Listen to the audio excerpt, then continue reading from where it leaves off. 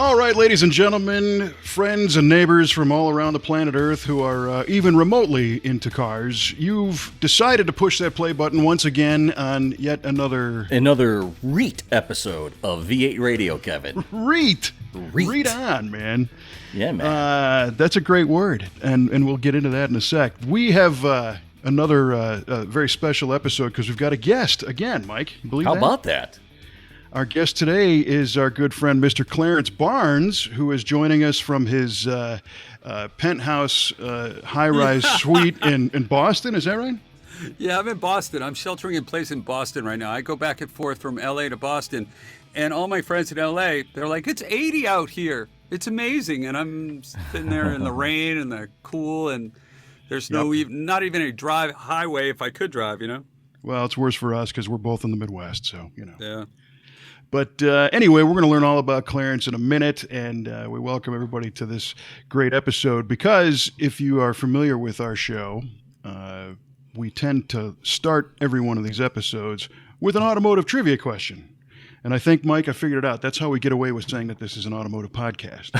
You're right, because that's the only automotive thing we talk about. Well, we can veer a little bit. Right. And even our esteemed guest is not immune to this. So. Oh, man. Yes. I am so nervous. Well, don't be I'm nervous. actually here's the deal. You put this on me. I have to answer because I know Trevor's out there. He definitely knows it just by DNA. Yardley is going to he's going to say, okay, on this date, Clarence choked big time, right? He'll memorialize it, and then Kelly. Next time I see Kelly over the shop, she'll be like, "Wow, good job." Wow. So yeah, no pressure, but I'm stocked. Well, maybe this will help. We'll do a nice clean slate here. You know, kind of start from the top. Hi, I'm Kevin Ostie. Welcome to V8 Radio with my esteemed co-host, Mr. Mike Hubal Clark, and our guest, Clarence Barnes, and automotive trivia. Did that help you relax a little bit? Okay, I'm ready. All right. Here we go. And Clarence, because you're the guest, you get to go first with your trivia question. Well, you know, I had like three, and one was a paint code, but I know Mike is going to know it because he's a GTO guy. That's not going to work, right? So then I thought because you guys do a lot. You'd be surprised. But then I said, you know what? I'm going to dig deep. There's two that really came to the top, and I'm going to pick the Chevy one. All right. So in 1994. Yeah, this is why I brought it on, because you guys build these really insane, you know, Camaros, and in Saudi Arabia, the one you had out there was amazing. So check this out. In 1994, all right, Gen 2 Chevy small blocks. There were two, all right? Two. Mm-hmm. Okay, we think of the Camaros, the Impalas, but there were two sizes. What were the two sizes? Who gets this question first, man. by the way? I think Mike does, because he's a Pontiac guy. Thanks, buddy. you so threw Mike under the bus. I'll take it. I'm going to extract Mike from the bus. Okay. And I'll take it. So the question is, of the two available cubic inch displacements of Gen 2 small blocks available in 94, what were they? You know, the way you said that, I really think you know it. The bluff is strong. The bluff is strong here. It's ridiculous with this one. Yeah, Kevin's playing like he knows. And it is a strong bluff. Yeah. So there you go. Well, there might be a little trickery in this, but do I understand the question? Yes, you do. You do. It's just I have to admit, because I've got two questions, and my questions were lame, and I knew I'd just get my head lopped off. So I went to a higher power. And I went to Mr. Chevy, Mike Copeland, down at Diversified Creations. Yeah. See, nice. I pulled it. I had to. So I pulled it out. I'm talking to Mike. And so this comes from the OEM. And there were two sizes. One everybody knows about. Another one was for another vehicle. I'll give you a hint. Want another hint? No, so I know where I think I know where this is going. So, Mr. Q-Ball, Mike Copeland used to run the Chevrolet Performance division, so he would know. He knows a little bit about this stuff. Yeah. So, well played, Mr. Clarence. It was not fair. It was not fair, actually, but I just thought it was. We were talking about this one day, and I called him just to make sure I had it right. And there were two versions. All right, so I'm going to guess that the obvious one is the 5.7 liter. And the Gen 2 small block, of course, had the one-piece rear main seal. It had the center bolt valve covers. And in fact, the LT cars, like the LT1 motors, had the reverse flow cooling and all that stuff. I think the sleeper size is smaller, and I think it's a 260 cubic inch V8. And I'm going to guess that it is primarily designed for fleet use, like police cars, taxis, and that kind of thing. Okay, so what you're looking for, the correct answer there, Oh, the what? oddball. Oh, Hang sorry. Yeah, no answers yet. No answers yet, We buddy. reveal the answers at Okay. the end of the show. So you Oh! yeah. Ooh, I was going to have to come up with another question. Okay. So Here we go. Kind of, All right. Mike, are you noting my answer there? I have noted your answer, the 5.7 as well as the 260. Yeah, which was like 4.6 or 4.3 liter maybe? No, the 4.3 was a V6. Right. So that's my guess, and I'll toss this over to my esteemed co-host for your I hear shot. click, click, Yeah, click going right. on the computer right now. no. It's like, what did Clarence bring here? What is this? Yeah. All right. Well, of course, I agree with Kevin with the 5.7 liter Gen 2 small block, and the other one, I'm gonna go the opposite end of this spectrum, and I'm gonna say it was a 400 cubic inch small block. Right. Up from the 350. Correct. Up from the 350. Right on. You should Well- write that down. I should what? You write that down. Yeah. Oh yeah. And did you allude to a second half or a bonus on this one too, or Mr. Well, Clarence? no, I almost gave away the entire thing by accident. So, It's all right. I wasn't gonna let that happen. yeah, I would have impaled myself with this Sharpie here. No, it's just it's a special blend. It's a special package, and that's the only hint I can give you. But yeah, Okay. so there you go. All right. Well, Yep. see, what we do is we tease our listeners to make them sit through all this nonsense to get the answer to these riveting questions at the end of the show. So that will be revealed. Mikey, do you have a question? I do have a question, and this is actually going to be right up Clarence's alley here, because he is a former GTO guy. Former, you can shed that. Yeah, because that's what's You- that's going to you be can part of the transition, question. if you will. Okay. Yeah. So, the Pontiac Ram Air 4 V8 came in how many displacements? I want to sit. The 4 came in. That sounds like a trick question. I'm thinking it came in. I know. I know for sure 1. Right? Okay, that's not right. 2. The 400 and the 455. Oh no! What year? That wouldn't matter. Any that's Ram Air right, 4. because it's Ram Air 4. Right. No, that's a 400. I think. That 1. 1. Clarence, I'm guessing. I could be wrong. Gosh. is that your final answer, Mr. Barnes? Oh, Yardley, write this one down. He's like, Clarence choked on this day. He owned one of those cars too. Well, and Trevor's going to be just like, phew. Speaking of Yardley, not only did I get the overselling adjective from him, but I actually got this question from him as well. Oh, did you really? I got Yardley doing my work for me. Well, right on. Well, Yardley is one of our most involved listeners on this show, who has been not only providing Mike with trivia questions and cheating words now, but also maintains a database spreadsheet of who wins and loses on the trivia questions. So that's Oh, very gosh. kind of him. I think I know where I am right now. The key there is the 4, because there were heads and Yardley's going to be very disappointed, by the way, when he gives you the answer to the trivia question and you also get it wrong. But Gosh, you're I not know. answering your own this time, so that's good. That's No, I know. I think I choked. Yardley's laughing right now. I know I choked. I know. So right. was that the final answer, Clarence? Yeah, I think so. I was just going to say yes, and I'll learn something at the end for sure. All right. Well, I will echo Clarence's guess and say that there was only 1 displacement of Ram Air 4 from the factory, Okay. and it was the 400. The 400. All right. Yeah. All right. Duly noted, gentlemen. Now there are trivia. There are trivial differences in Pontiacs. Between the Ram Air 2 and the 3 and the 4 and the 5, and Correct. the block is similar. The 326, that's 400, the key. 350, That's yeah. 428, 455, Mm-hmm. 421. So you got to be on the game. But today I don't know how much of the game I'm on. So all right. Well, I also prepared a quick question. Yeah. And this one, once again, is tailored a little bit towards our guest because Clarence is a radio guy. Mm-hmm. And I thought, well, let's see. It's a two-parter, or actually one and a bonus.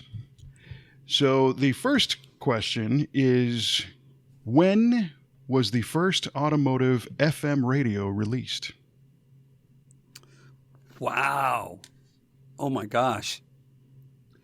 I've got. Oh boy. Mm-hmm. That. Mm-hmm.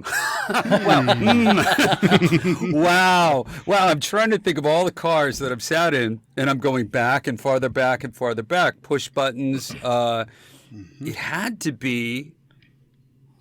I want to say randomly. I'm. See, I've sat in Project X in some of these cars and things, and nothing is really stock. Right. I want to say 1960. No, it's got to be. I'm gonna. I know that's not the year, but I'm thinking. I can't remember if there was. Make it feel right. Make it feel good. What feels good? Let's.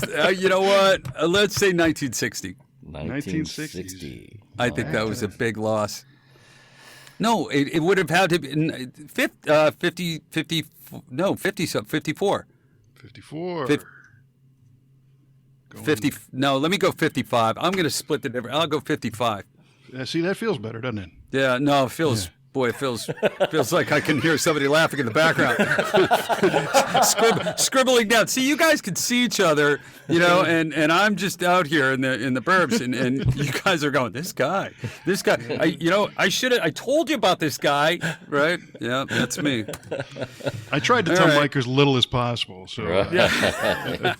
Mike's just shaking his head, going, "Wow, okay." We like that spontaneous reaction to these situations. Right. All right, 1955, very good year. So I think I'll throw the bonus out there too, and the bonus is when and where. It's kind of a two-part bonus.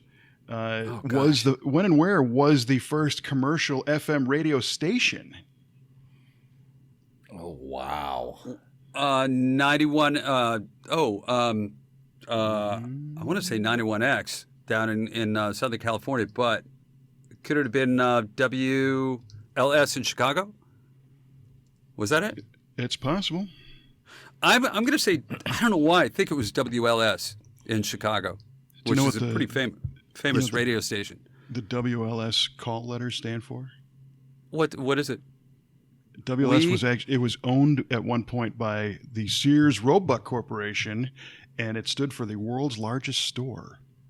Oh, wow. Really? How about that?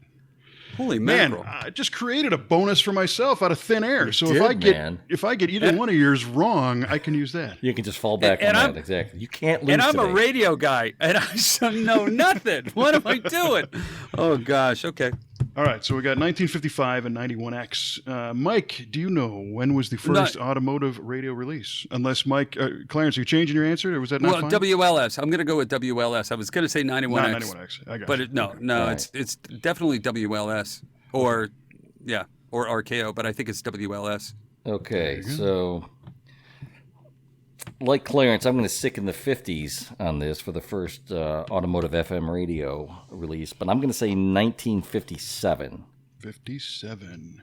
The year of Sputnik. Yes, sir. And as far as the first commercial FM radio station, what the call letters were, or where and when. Where and when? If you don't necessarily need to know the call letters. That'd be the bonus. Oh, that'd be ridiculous. We just have to sign off. Head explode. Yeah, really. Yeah. I'll say Southern California or L.A. in 1961. 61. You know, actually, that's duly noted. But Thank Clarence, you. we didn't get a year out of you. We got the city and the call letters. Boy, I was trying to hide from that one. Yeah, Yeah. I would say WLS could have. The commercial is the key there. So because it kind of went from military into commercial as we know it today, and I would have to say, we'd have to go back to the 50s because I guess that a radio was in a car in 1955. Mm-hmm. Boy, I'll tell you, the logic on this is falling apart. Yardley's just shaking his head going, boy, you know, these kids really need to stay in school. You know, this is what happens. You don't stay in school. For sure. Bad things happen. I'm going to say, just a long shot, 1955. Okay, there you go. If I'm going to go down, I might as well go down twice, and I'm pretty sure I'm not correct on that. But anyhow, I've got to stick with it. All right. Well, glad that's over with. Thank you, gentlemen. Boy. And now, kids, on with the show. So, as you've gathered by the trivia experience, Clarence is a car guy, also a radio guy. Clarence, you've got one of these careers that you do a little bit of just about everything. Yeah, I do. I'm a radio host, kind of going back and forth from New York to Boston to LA. I work in the iHeart 80s channel, so if you listen Monday through Friday at night, you'll hear me on the West Coast from 8 to midnight, playing 80s music, stuff like that. And then I run around doing precision driving for different clients, from like John Deere to BMW to Mercedes to different clients like that. None of the real cool stuff like Tanner Faust or Ryan Eversley or anything like that. I'm the guy who drives it into a garage or, you know, pulling a car into a parking lot or something like that. Well, not into a garage, but but driving in where it says, you know, close, you know, don't try this at home kind of stuff. But not very sexy. But like fun. TV and film stuff, right? Yeah. Mm-hmm. And, you know, I host the Hot Rod Power Tour, Carcraft Summer Nationals, Raven TV, Great Race, a lot of the live event things. We did Roadkill Drags a few times. Ironically, of all the things, you know, I was on the radio in Los Angeles and New York City, and I've done like TV shows. I was a news anchor for 3 years. And the one thing I get noticed for out of everything is being on Roadkill doing the Lincoln Tech Tips. I will be in the most random place and I'll hear somebody go, Lincoln Tech guy. I swear. There you go. I swear. No, it's awesome. But I've been blessed. I get to do stuff, you know, working with Hot Rod and Motor Trend and that group of magazines and TV shows and things like that.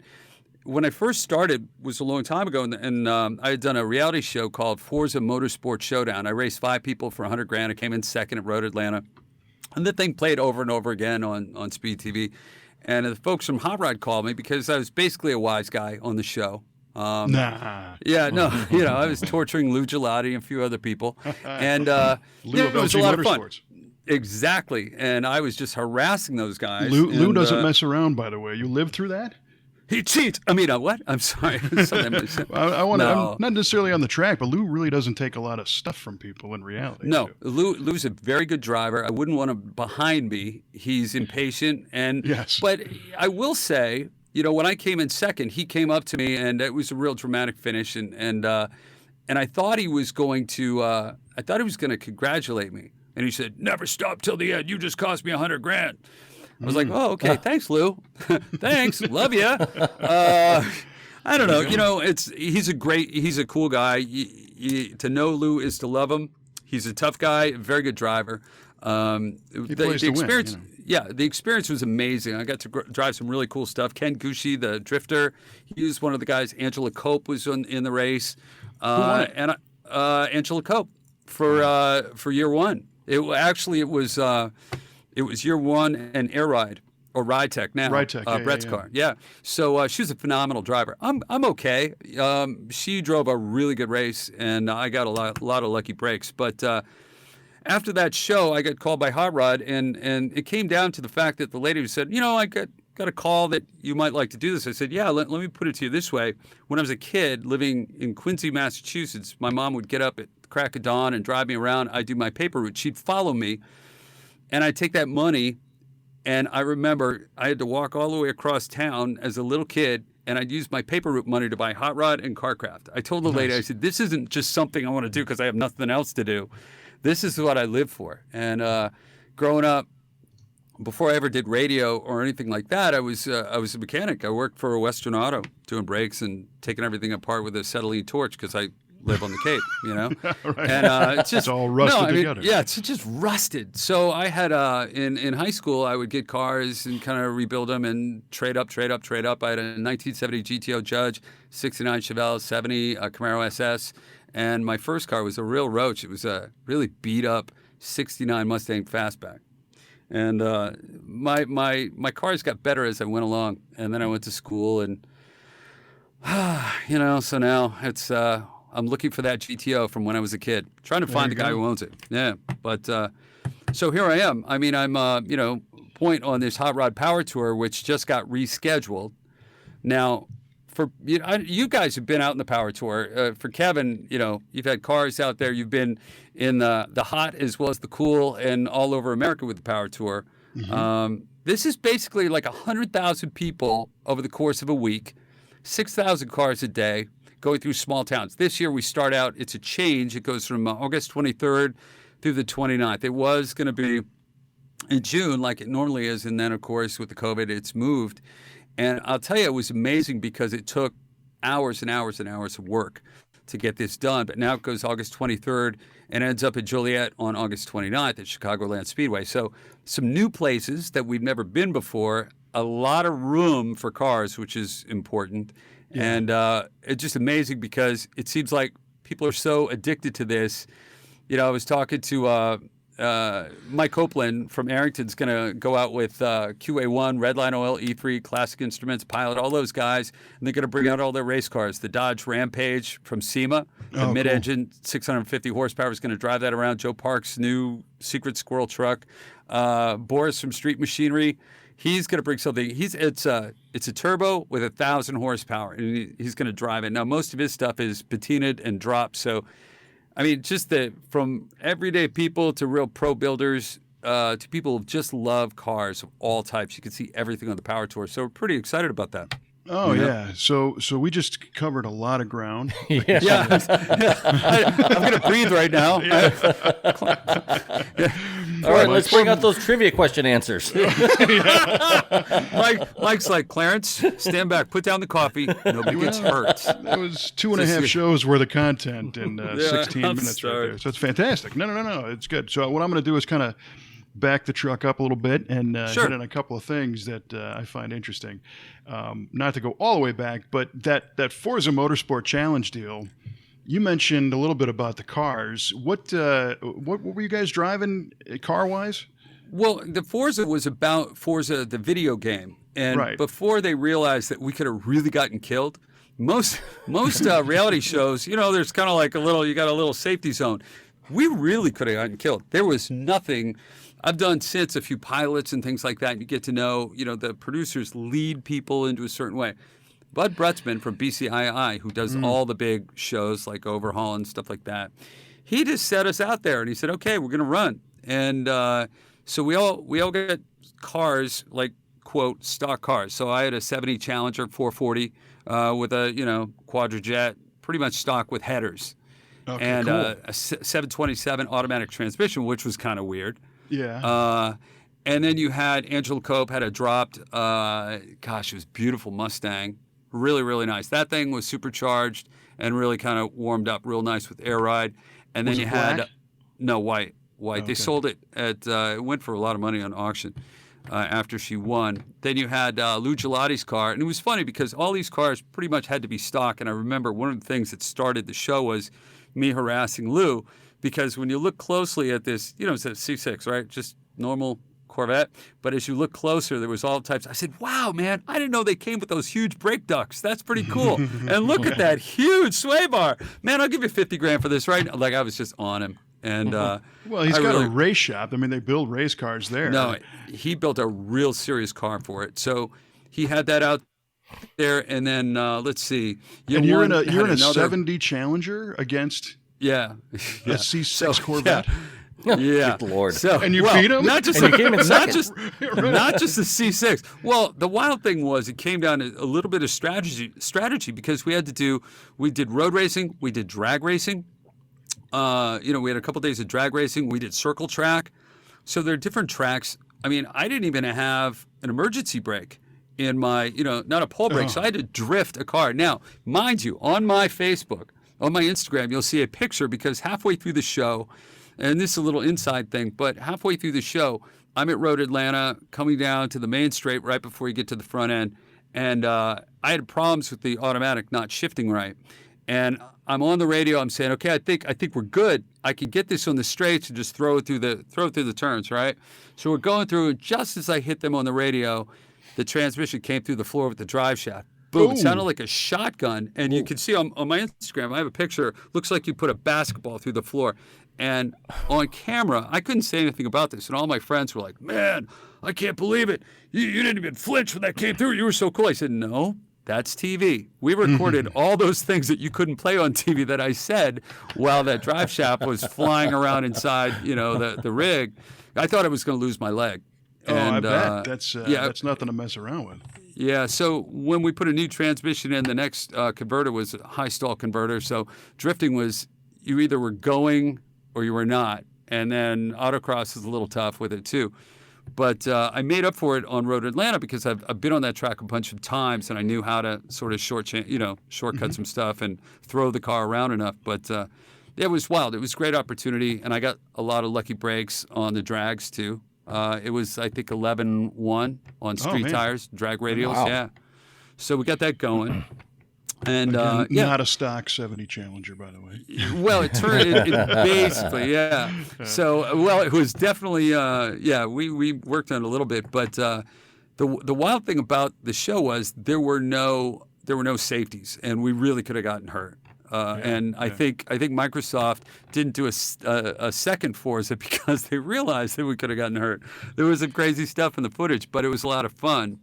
And we really got, we got like 14 days of racing and driving. And, with big trailers, like you become a pro driver in 2 seconds. That sounds and awesome. Ryan Eversley was my coach on that show too. And he's, he's a factory driver for Acura now and drives for Continental and drives everything. And he's on the Power Tour tour, so it's going to be a lot of fun. Right on. Well, that's cool. Thank you for clearing that up for me because Yeah. I've heard you talk about that before. I've not seen the episodes, but I got to check it out. You know what? I'll send it to you. It's a lot of fun. It's a good show. It was fun.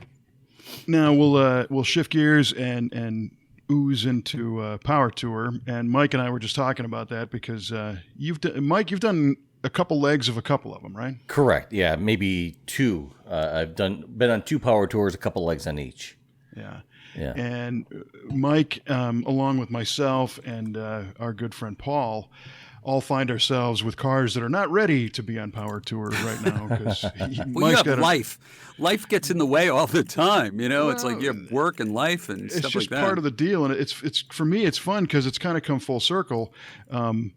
My entry into this industry professionally was because of Power Tour. Mm-hmm. I don't know if you ever heard that No. story, Clarence, but so this goes way back to 1996 on essentially Power Tour number 2.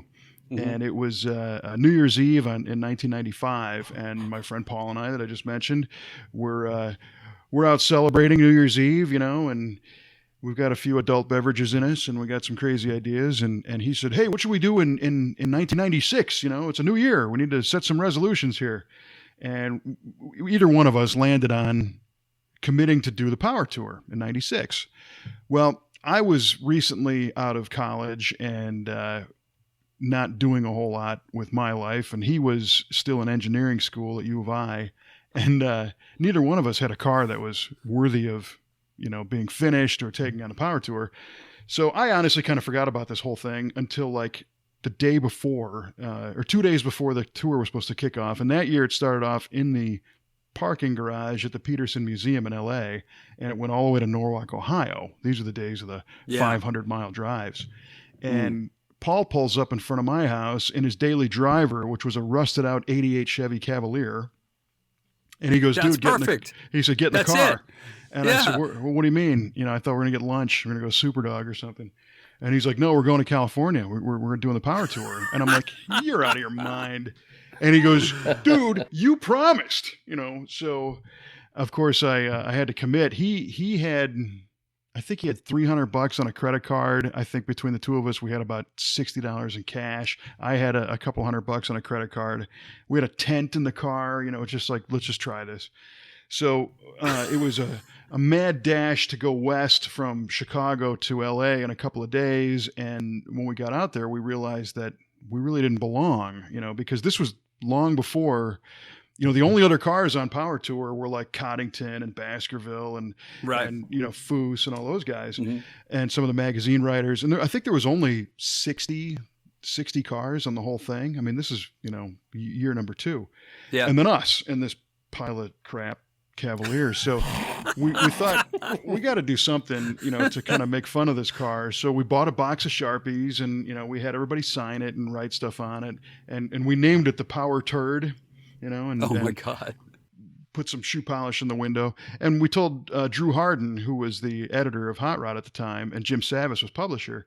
And I told Drew, we're not here to crash the party. We're going to stay out of the photographs. I know you guys want these beautiful pictures with, Troy Trepanier in the front and then Brizio and all those guys. You don't want this pile of junk in the middle of this photograph. So we're going to stay out of the way and just kind of cruise along. And it's a whole long story of how it went. But I met Savis in Colorado, and again, a couple of adult beverages, and, we're having a good time. And to this day, he claims that I tried to sell him on putting the Cavalier in the Peterson Museum, which I don't remember making that pitch. Yeah. But we had a great time on the tour. Drew Harden was really good to us. He actually made us join the long haulers and park with everybody because we were part of the trip, and gave us a Best Beater award and had a great time. And Paul and I get back to reality and realize that, that was a lot of fun. The next year, I couldn't do the whole thing because I had a job and it just wasn't going to happen. So for an unknown reason, I basically picked up the phone and called Jim Savis in California. And I don't know what I was even doing. I was just reaching out to him. And to shorten a long story, he ended up getting me a job interview to work for Hot Rod selling ads. And he said, you tried to sell me on that Cavalier. You can sell ads. So next thing you know, I'm in LA. And he had no idea that I had a background in television and video production.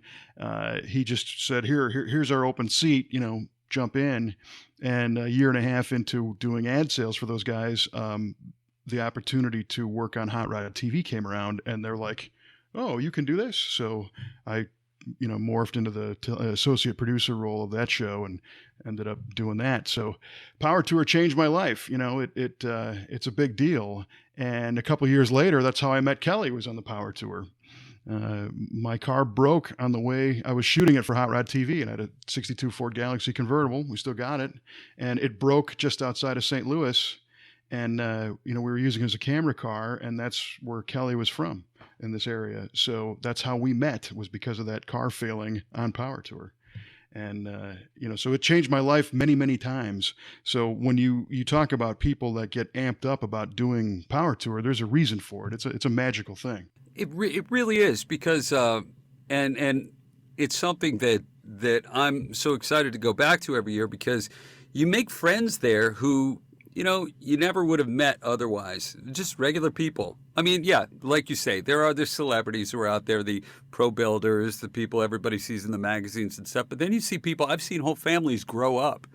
I've seen, there was this, I've seen families literally with their kids, who they come out with their kids and the kids grow up, and then the kids are driving, and then the kids come with their own car. It's just neat. And a lot of opportunities too, because, for people coming up in the business who want to get to know people, you could be sitting right across the table from someone who could change your life on the Power Tour, because everybody, either the people I say like on the front of the check, the people with names like Edelbrock, Vic used to come out every year. Yep. and Yep. it's Vic. There's Vic. I was so blown away when I first met Vic Edelbrock. And every year when I get to see Vic, it was always a treat because that was the first part I ever purchased for one of my cars. And I saved and I saved, and I got a Vic Junior manifold.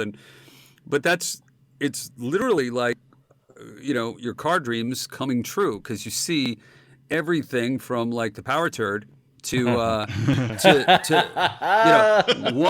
year. No, I love that. One year I got to drive. Jay Leno brought a bunch of his cars out in the tour, and he had a Pratt Miller black Corvette, one of those carbon ones that like you buy a brand new Corvette and you give it to Pratt Miller, give him another $100,000, and it comes back insane. Well, we got to drive like across Illinois in this car with one of the drivers, and I was like, this was amazing, just a beautiful, unbelievably tuned car. I saw Jeff Schwartz when I first met him from Schwartz Performance whiz by me. I was like, "Choo!" And this car, and I'm trying to think what it was, but it looked like a prototype. A lot of people bring. Was it yellow? Yes. Yeah, it was an Ultima GTR. Twin turbo. I Yeah. mean, just like fire breathing. I remember he downshifted and put like a gallon, like it was like, there's the flames coming out, and he gets out of it. Looks like he was doing a pit stop rather than, getting a coffee. But it's cool because you see everything from real fire breathing stuff to everyday cars to tribute cars like the Vacation, that station wagon you see in the movie in Vacation. You'll see people who do Volkswagens and exotic cars, as well as kit cars, as well as brand new versions of a like 1970 GTO Judge, which I saw when I was on stage. A guy pulled in with a car that looked just like mine. I was like, there it is. My heart hurt, but it's cool. Man. And resto mods and things like that, which have taken that 1970 GTO or the 69 Camaro and made it into just a beast. Mm-hmm. And then you get to see them go fast because a lot of people drive them on the dragways too, at the dragway stops, which is fun, And last time you went, Mike, you went with your buddy Robert with his Galaxy, right? Correct. Yeah, my buddy Robert's got a 66 Galaxy convertible, 352 automatic car. And we went on a few tours, a few stops on the tour. His in-laws live in Davenport, and the tour went right through Davenport that year. So we just hung out, drove a little bit, had a great time. I see cars, the few times I've been on the tour, I see cars that I never knew existed on the tour. Like I came across this 49 Oldsmobile with this see-through hood that would show off 49 overhead valve engine. And it was amazing. I'm like, I never knew this existed. And this guy talked to me for about an hour how he found the hood. And it was in a dealership in the back room, just collecting dust.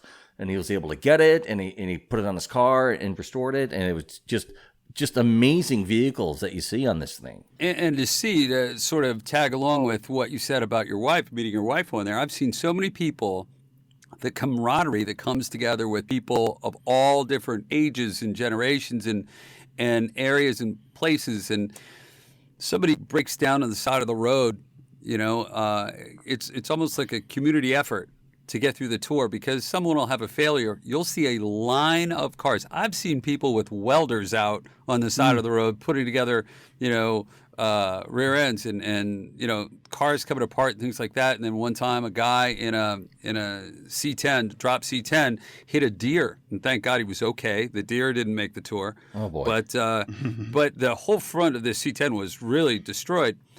So it happened like 2 miles from this guy who had this. It was like a Saturday or a Sunday, and this guy who had a shop, he goes, "I've got a hood for that, and I've got a right fender. Why don't you come on down here?" And they went down. They got a hood and the fender. They put it back on in front of the Marriott Hotel that night. The guy didn't charge him a dime. He's like, "No, man, that's what it's all about. Have fun. Go. It's great to see you guys. Blah blah blah." And so many stories you hear about that of just people helping people, and totally. It's just. And in fact, in my story, the another guy on the power tour was a guy named Rod Euchner, and Rod was local to the St. Louis area, and he said, "Hey, if you can get the car to my house, I've got a garage and some friends." And he was friends with Kelly, and that's how we met. And Rod and a lot of people on the tour jumped in to help us out. And it's funny today, again, that was in 2000, 99, 2000. So 20 years later, Rod is our shop manager at VH Speed and Resto. So he was in the restaurant business at the time, and his career did its arc, and he's like, I want to play with cars. So he now works for us. So that never would have happened without Power Tour. Yeah, it's got a great pedigree, and the wild thing is, people say, how do I get my car in the magazine, or how do I get recognized, or you go on something like this with the tour, chances are you're standing or sitting or driving or hanging out at dinner or lunch or whatever with somebody who is actually involved with that, or if you wanted to meet someone who's involved with one of the companies that you're working with, chances are the designer or somebody, Chevrolet Performance, who's a sponsor, they send out a special team, and all these guys all have performance cars at home. Like it's a unique team of designers and builders and participants. So these guys, you want to know something about Chevrolet, walk right up. They know every single part number, bolt, issue, idea, because they're drivers too. They're fans. They're hot rodders, which is kind of cool, So tell us what it is that you do on Power Tour. Well, I'm your customer service representative. No, it's like I work on the stage, and basically every day we set off in the morning, and everybody leaves the hotels, and we all start driving. We go through these towns, and that's the adventure, because sometimes there's stops along the way. We've had stops at major build shops, major sightseeing places, things like that. But a lot of motorsports stuff. We got to go, like last year, I think we were at Hendricks Motorsports, which was just amazing. But we go from, city to city, and then I go very early in the morning, and I arrive when you get to the next destination. So generally people get to the next town by about noon to 1. And there's a midway with all different vendors and things set up, and a big parking area. And, like you'll be at a stadium or a racetrack or something like that. So it's a big area to park, and people set up,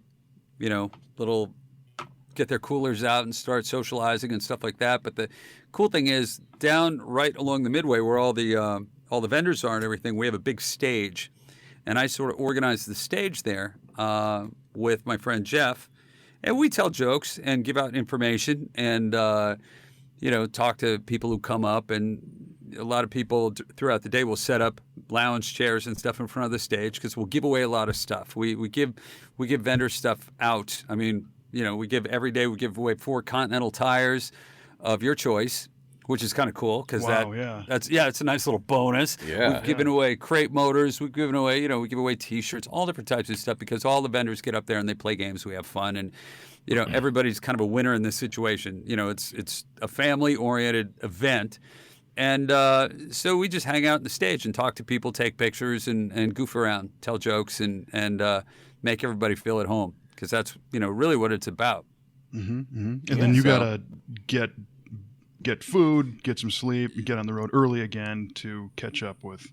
I try, but ahead. Sometimes I just love hanging out and talking to people. So we, the cool thing is, it goes all day, and it's generally a nice sunny day, and you hang out, and then people hang out, through the night. You go around certain hotels in certain places, you'll find everybody's hanging out there, and it's like a nighttime car show. Everybody goes out there and hangs out and just shoots the breeze, talks about their cars. There's been places, allegedly, said I say allegedly because I had nothing to do with this, but I think it was Champaign, Illinois, was very generous to us, because they really appreciate it. Everybody has their head screwed on right. It's a family event. It's not crazy people going nuts, but people who appreciate having fun. So, I think it was Champaign, Illinois. Everybody was being safe, and they set up a little area on Main Street. You could go down there. People were doing burnouts and things like that. And they let it go to about 1 a.m. And then, they said, listen, we got to kind of wrap things up. But they were really nice about it. But in the same respect, I think all the participants are all really level-headed people, and they had fun. We were doing burnouts and cheering and taking pictures and stuff, and I find a lot of places are work with that, as long as people are being reasonable. And that's what I think. There's sort of a, just a community that sort of keeps it that way. Everybody likes to have fun. And the cool thing is, a couple of years ago, when it started, Laid Back, who makes T-shirts, Laid Back started out with 2 1950s Suburbans. Now, I didn't even know Suburban had a 1950-something Suburban, It's a very cool looking car. Yep. And since then, I've seen people have come on the tour with these Suburbans with, blown LS motors and just tubbed and just crazy stuff. These were real deal stock, and with these little rinky-dink little motors in them, all stock from 1950 something. They took them on the tour and they kept breaking down and falling apart, and they were welding them, and everybody, all the participants, kept them going from city to city. And that's cool. It's just cool. You meet a lot of people, and nobody's better than the next guy. There's not snooty people. I've never met snooty people on this event, which is why I like going back every year. No, well, snooty people don't do stuff like that. They don't, they don't point. get in an old car and just drive across the country to be with other people. I've been in LA for a while. They are out there. They roam in the wild. There's no doubt the snooty people are out there, but they don't really do, a lot of the car stuff. It's kind of below a lot of them, which is good. Yeah. That's right where I like to be, Well, you'll find them at Pebble Beach, not the Power Tour. Yeah. Oh boy, sure. Yeah, you nailed that one. Yeah, you're right.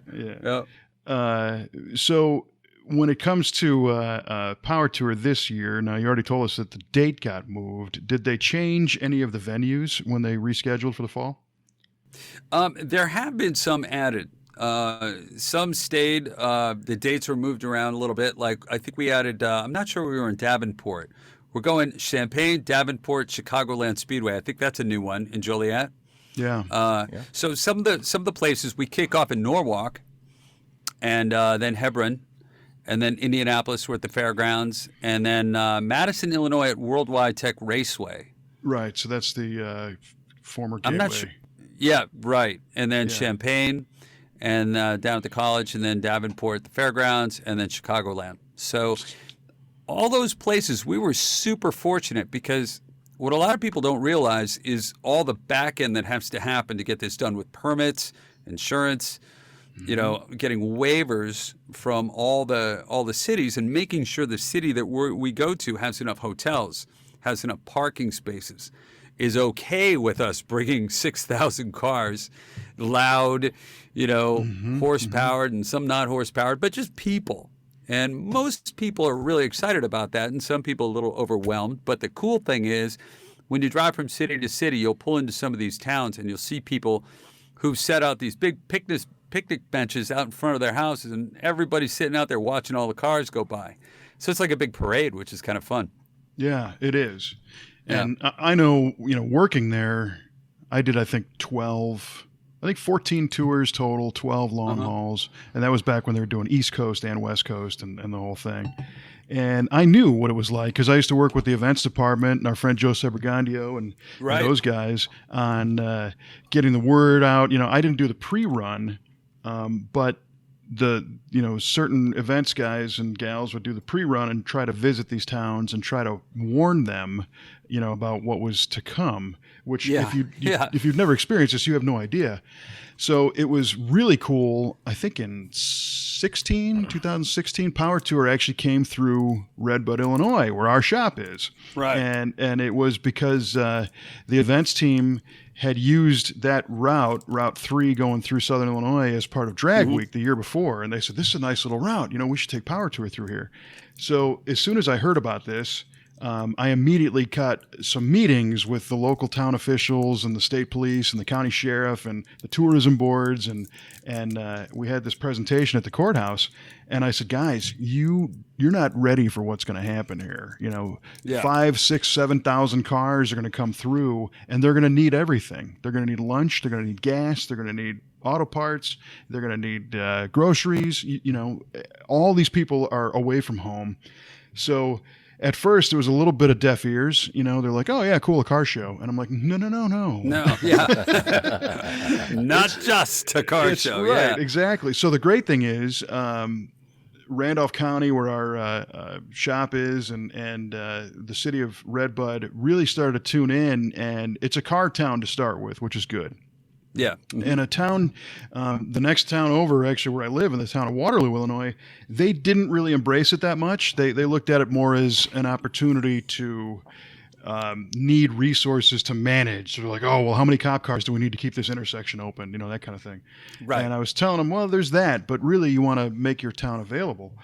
And when Redbud, they rolled out the red carpet, man, and like you're saying, there's people out in on the street, in the parkways with their tents and tables and cameras, and they just loved it. And the party went, we opened our shop. We basically shut down official work, by about 10 in the morning, and just had the doors open for anybody that needed anything, because I had to try and pay back some of this Power Tour karma, because so many people have helped Kelly and I out over the years when our car broke in every state of the union. And, No, so for sure. Yeah, we had people come in. One guy had a neat fix. He had a 55 Chevy with a broken throttle cable, and on the side of the road, he fixed it with some weed whacker line. Nice. Which I thought was pretty Wow. smart. We had bright orange neon nylon. So Trevor grabbed that one and made him a new cable and everything. And we were doing tours and stuff, and it was fun, because after the Power Tour was done, and then you look at the coverage, and you look at the web, and you look at Facebook and all this stuff, a lot of people really dug the town of Redbud, and many people said that was one of their more favorite stops, and it wasn't even a stop; it was a flyover, it was a pass-through city, But I was really happy that the town got on board with it and welcomed it, and that was really cool. Well, I think, fortunately, the timing, I think, is going to be great, because one thing that the Power Tour does is put a lot of money into all these small towns and small businesses and things like that. When you're talking about Denny's and just a zillion people show up to eat, a zillion people everywhere in cars and gas and just all the expendables that you use when you have a zillion cars driving by your store. And I think the creative people, as we're rushed with this one. We had to get the dates changed and everything like that. But the good thing is, I recognize a lot of these dates. We've been around these places, and they're kind of hip to it. And a lot of the builders, like yourself, a lot of the professional guys who've been on this before, are hip to that, and just spreading that information is a good thing, because you'll see local shops putting out a shingle saying, hey, drop by, say hi. They get on Facebook and say, we're going to have an open house. And that's invaluable, because the one thing I can say about Power Tour people, they're very loyal. I've seen people come in and drive a blown coupe from Canada, from not Montreal, from Toronto one time. This guy came by every year. He goes, what's different with my car? He pulls right up in front of where I'm standing. We're setting up the stage. And literally, he has an 871 blower, just like and a 3-inch belt. It's just whining. He's, my wife got me a blower. Look at this. Yeah, woo. And he was excited. He drove it. But he also bought that from BDS or somebody who was on the tour that year, the year before. It was like, you guys, there's a real allegiance to people who are involved with the tour. And it's neat. People share. And you get to meet people, and it's so exciting when you see those people and from all different walks of life too. That's the cool things. We've had special forces guys on there. We've had we had one guy. He showed up. He was looking for a parking space. He had a Shelby GT. I mean, the sickest Shelby you've seen. And the guy looks like he's about 20 something. And he pulls up and goes, "Hey man, you know where I can park this thing?"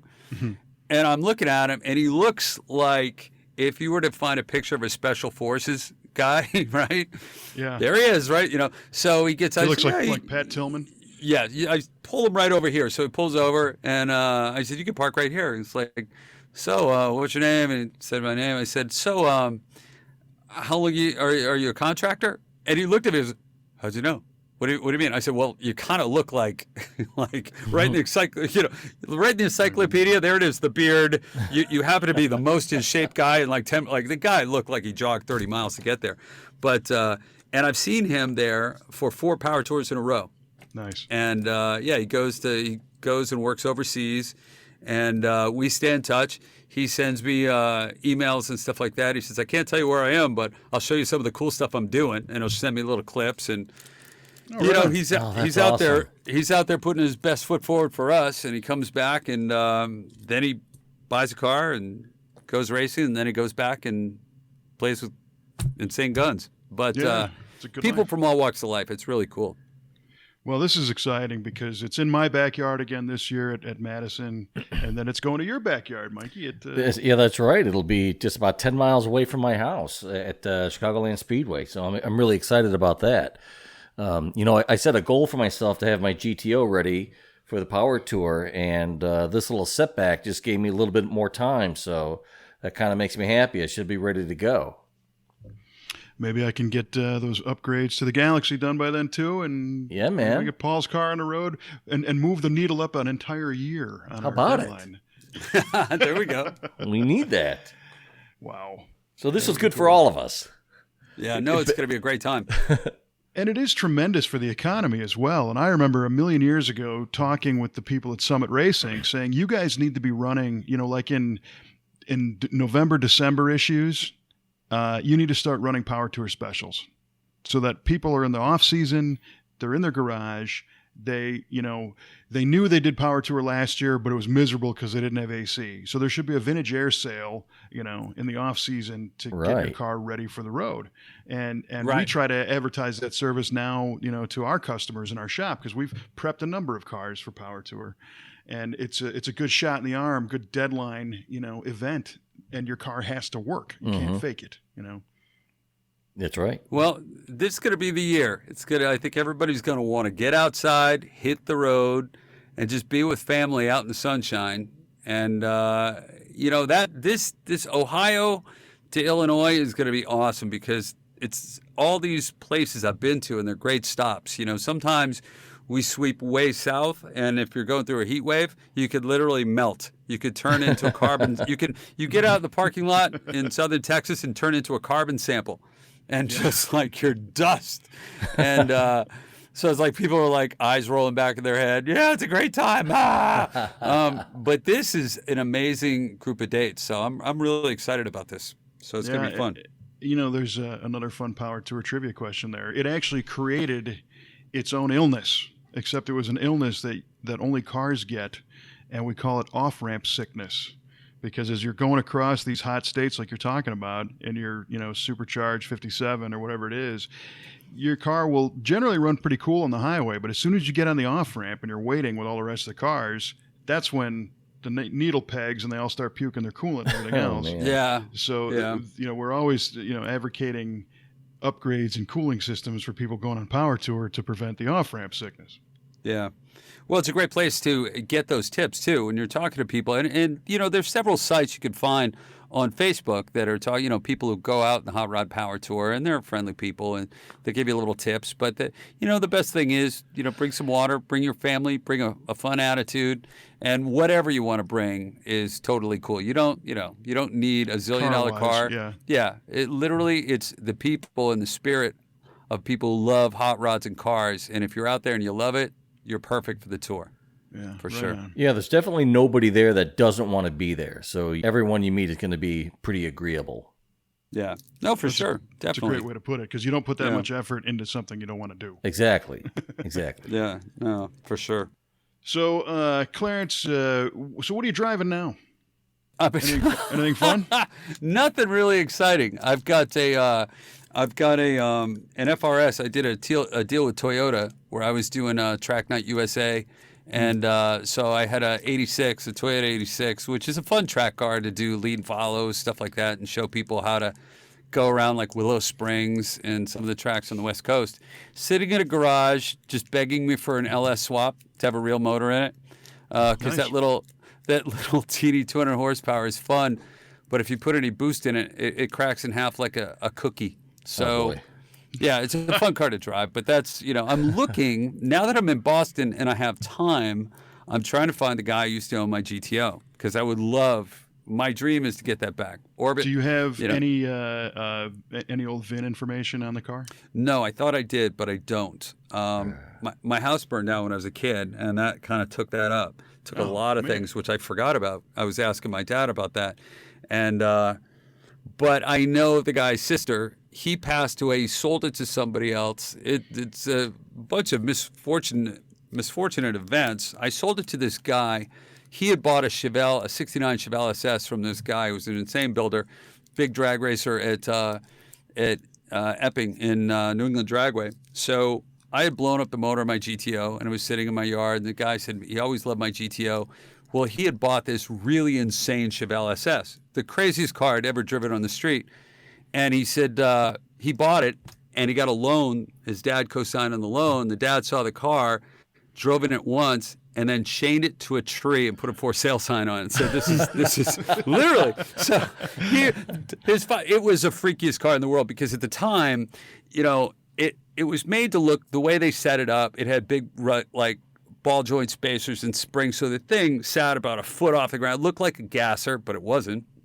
Oh my gosh. But all you could see is oil pan and engine, and it was back in the day. It had one of those right off the shelf B&M. You could get the whole transmission built for reverse valve. I mean, just like every time you shifted it, the thing was like, rah, it was all over the place. It was at the time not knowing enough about setup, and the parts weren't really readily available. So you took ball joint extenders and things like that. So when you turned the corner, the tires would like tip over. It looked fierce, but it really was only good for going down the track. I had a bunch of crazy friends, so I got this car, and then I ended up going to school, and I sold the engine, then I sold the car separately, and so the Chevelle went away, and then the guy put a small block in the Chevelle, destroyed the car, totaled it around a tree, and broke it in half. So that's gone. That definitely does not exist anymore. But I think the GTO is around somewhere. I think it's in New Hampshire. So I'm working on that, because that would be my dream. My advice to you is to seek it out now. Oh, yeah. And, you can dig back through our episodes. I tell the story of tracking down my father's motorcycle. My dad bought a brand new 1983 Suzuki GS 1100 GK back in 83. And I was a kid, and we had fun with that bike, and he sold it. And I found it. I tracked it down, and I basically missed it by like a month because it disappeared. And it was a several-year process of tracking it down. And the way I was able to get in tune with this thing is my mom actually found a registration renewal form in a box of my dad's old stuff, and it had the VIN, and that was the start of it. But yeah. There was, I think my dad sold that bike in 86, and I was tracking this thing down in 2014 or 15. That many years had passed. But when it came to the end of the trail, it went cold, and it got scrapped, and that was the end of it. So I think to myself, if I would have done that, when I first had the idea to do that, maybe a few months earlier, that thing would be in my garage right now. So time is always of the essence. So if you have any leads or whatever, I would say try and pursue them now. Yeah, that's one of the things that I was working on up in Acton, Massachusetts, where I think it is. And then COVID came in and shut everything down. And now, boy, I tell you, it's tough. It's tough well, out you here, got some good research time, some good time. Definitely working on that for sure. A lot of people, like Mike Copeland, found the car he met his wife in, that Maverick he has that has done really well. And he bought that. He found it off Craigslist, and he bought it again. And some great stories with that. I definitely want to relive it. It would be a lot of fun to have this back, and hopefully I'll get back into a fun car to drive. I'm always working on Power Tour, and I generally get to drive other people's car. Because a lot of these guys will bring a bunch of cars out and say, here are the keys to this. I'm like, hey, I trust me. I don't trust the other guy. Right. But, but I get to drive a lot of cars, which is kind of fun. So, it's neat driving. I drove the very first hot rod, the Nicky Chevrolet. It was a Camaro SS. And we were all on a line, and I went off, and I was really super impressed because I wasn't a big Camaro fan, the new body, because it was a little high for me. So we're in the middle of somewhere, and I kind of heel toe, and I'm coming off the off ramp of a highway, and we've been clipping along, and then the radio goes off. The guy behind me says, that is one of one Camaro SS, right? I said, yeah, clear. Copy that. So, it's like you got to keep your head on straight, but it's a lot of fun. And that was a fast car, too. Bright red one. Was that Stefano from Nicky? Yeah, yeah. That's one of one. Yeah. he was, but they were all cool. They were like, drive the snot out of it and see how you like it. And they'd put some long tubes, did a really nice Fastify, I think, and cam and that. I was super surprised how straight that car was. It was really a great car, that's cool. and it was a blast. So I can't wait to see everybody on the Power Tour this year. It's going to be a lot of fun, especially because we're in your backyard. So I'm definitely coming over. man. Yeah. Yeah, I don't know if Mike's going to relinquish the keys to his GTO yet, but we'll see. Hey, as long as he takes us for a ride, I want to cruise. Yeah, I want to cruise. So we'll have to do a little side Portillo's excursion and get some good beef, and that can happen all day long. yeah, right done. on. I'm putting it down right now. Yep, for sure. Awesome.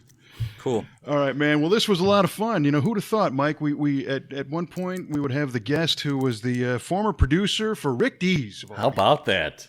Oh my gosh, I was his fill-in host. Cue the disco duck. Oh my gosh, yeah. No, he is one of the nicest guys. I was so blessed to work with him. 124 countries he was in, and 86 ships at sea.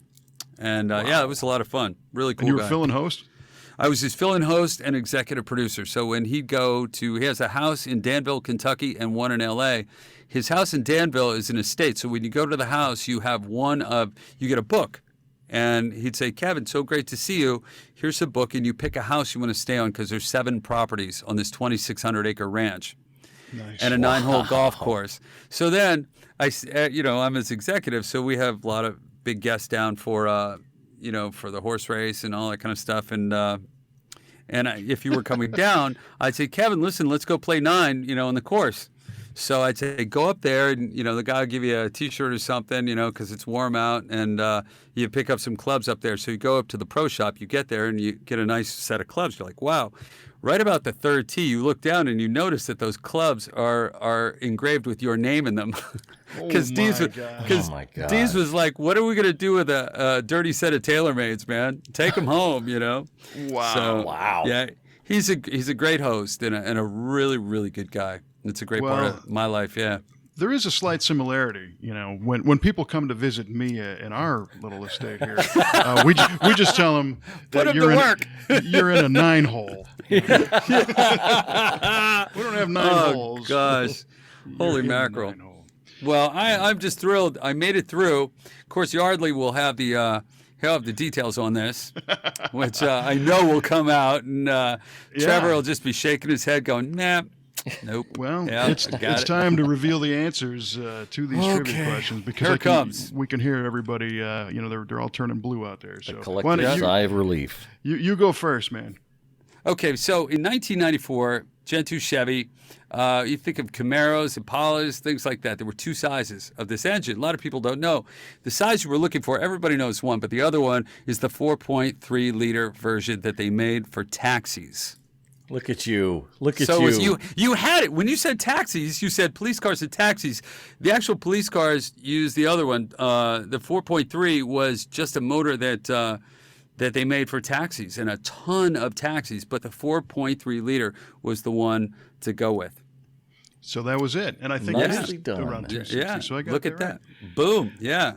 And I knew that because our friend Terry McGeehan, who's the executive editor at the Hemmings Publications and a former compadre at Hot Rod, had one of those taxis. Yeah. Yeah. It's well, I'm glad, because now you can go home, because Kelly would be looking at you going, really? Really? You didn't know that? You're Mr. Chevrolet? You're Mr. Camaro? And you didn't know that? Let me clarify 2 things. One, outside of her trucks, I've never actually owned a Chevrolet. And number 2, she doesn't care. As long as it looks great and runs like hell, she's fine. Oh, she's great with the cars. She doesn't care if I get the trivia questions right or not. All right. Well, that's awesome. Oh, very cool. Mikey. Yes, sir. All right. So I asked you guys, the Pontiac Ram Air 4 V8 came in how many displacements? And we sent it over to Mr. Barnes first, and after hemming and hawing a little bit, going back and forth between one and 2 different displacements, he settled on 1. And Kevin, you concurred, and congratulations, boys. That is absolutely right. One displacement of Ram 84 V8. Yeah. Holy smokes. Awesome. That's Yeah. outstanding. I tried to word it to trick you a little bit, but I almost got you hooked on that one, Clarence. But you came through in the end, so good for you. Well, Yep. you did set that up kind of precariously, so Yeah. well played. Well, you have to with you guys. But I'm dealing with a couple of industry giants here. I have to do something. Man. Boulders among rocks. Right. Yeah, dust among nothing. Yeah, right. Oh, gosh. All right. Well, so the question that I pitched to you guys, the first one was when was the first automotive FM radio released? And Clarence said kind of hemmed and hawed, ended up on 1955, and Mikey landed on 1957. And the correct answer for the FM radio in a car availability was 1952. Oh! We had the right decade. Yeah, you had the right decade. And Clarence was getting close. He kept going down 55, 54. You know, kind of Yeah. hanging out there. Yeah, I was just thinking of different radio hosts I knew, and just I knew it had to be in the 50s somewhere. But wow, 52. Okay. And it was from Blaupunkt, actually. In Germany created the first car FM radio. And then it kind of blew up a little bit more the next year in 53 when Becker came out with the Becker Mexico radio, which I think was in Porsche and Mercedes-Benz and on and on. The bonus question was what and where, or when and where, was the first commercial FM radio station? And Clarence went for the same year, 1955, and he threw out WLS in Chicago. And Mikey said somewhere in Southern California, LA, in 1961. Yeah. And Clarence actually diffused Mike's question because he pointed out that the FM station probably came before the FM radio. Yeah. Whereas Mikey said Yeah. 61 for the Yeah, I don't station know what and the hell I was 57 for thinking. Yeah. you put the broadcast The cart, cart before the horse is what I Yeah. did. Yes. Oh gosh. But the correct answer was on March 1st, 1941. Wow. W47NV became the first commercial FM radio station in Nashville, Tennessee. I'll be No darned. kidding. Yeah, and then it got clamped during World War II, and then it kind of came out after that again, and some others joined. So there you go. Right on. Nice, man. Yeah. Good So questions sorry- all so- around. Sorry about that. Smoked me, man. Yeah. Welcome to my life. I know. This is I can learned breathe now though. I've held my breath for about an hour, so I was freaking out about this. Oh boy. Well, the trivia question thing can put you on the spot, and especially, Mike will throw me certain muscle car questions every once in a while that I'll get wrong. I'll get completely wrong, and it's like, don't you do a show called Muscle Car of the Week? And you're supposed to kind of get this stuff right, but I'm only human and I'm aging, so there you go. There's a lot there for sure. Yeah. All right. Well, listen, this was a lot of fun. Clarence, really appreciate you joining us today. Great Yes, to hear sir. some of the stories, and I know you're such a busy guy doing all these different reports. In fact, today I caught you on the Aftermarket Insider podcast doing the Clarence Barnes report. Anywhere I'm just up for a party. I'm like I go from car to car, just walking around. Hey, where you going? Let's go. I'm blessed. It's fun to work in this business. I mean, you're in the same boat where you're everywhere. We're this year's ripping by, but before we know it, you're going to be on stage in Las Vegas and I hope at so. SEMA, which is going to be Yeah. big. So it's going to be great. Yeah, so looking I forward can't to wait that. for that. But our mission was to kind of learn a little bit more about Clarence and not necessarily what the current gig of the week is. So thank you for sharing. Thank you, man. I appreciate that. Yeah. And Mike, it's always a pleasure. Likewise, sir. Had a great time. Thank you for coming on, Clarence. This was great. Thank you, sir. I really appreciate it. And to Trevor, thank you for being one of the cool parts of Redbud, Illinois. And Yardley out there, thanks. I made it. Sure enough. And I'll Yardley, be waiting. So now I'm we going got to be two waiting situations. for the next word. two situations, by the way, of guests providing Mike with trivia questions here. They're slipping them to him on the Facebook Messenger right. or something, and I got to come up with this stuff on my own. So I don't know about that. Oh gosh. But anyway, we appreciate it again. A lot of fun. Thanks for coming. And you're a pro at this. I think I do this wrong. I announce on the podcast where you can listen to the podcast, which doesn't make sense to me, but I feel obligated because if they heard it, they already heard it. They know where to get it, right? Well, just to tell your friends, there are so many different places, but of course, where you get your podcasts. A lot of people get it on their iPhone or their Android device, or you said this the other day. You can find it on iHeartRadio, which is true.